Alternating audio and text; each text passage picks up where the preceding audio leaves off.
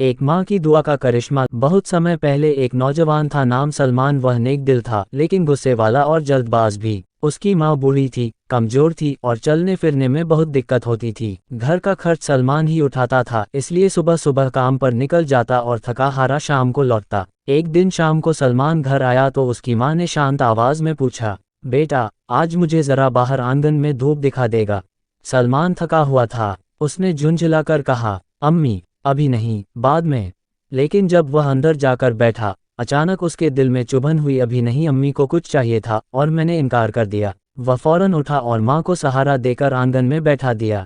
लेकिन माँ की आंखों में जो मायूसी थी, वह उसे रात भर सोने नहीं देती।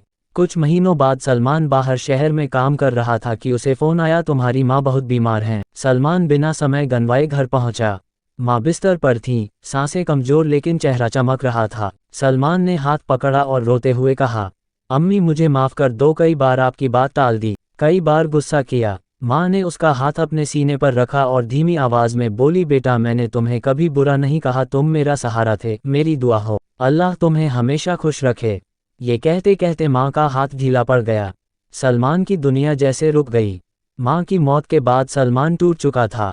वह अक्सर रातों को बैठकर सोचता, मैंने माँ को जितना दिया उससे कई गुना ज्यादा मैं दे सकता था, लेकिन अब मौका चला गया। एक दिन उसने तय किया कि वह अपनी माँ के नाम पर हर महीने गरीबों को खाना खिलाया करेगा। हर शुक्रवार मस्जिद जाकर चुपचाप किसी बुजुर्ग की मदद करता, किसी अनजान की दवा खरीद देता, किसी बच्चे की फीस भर देता।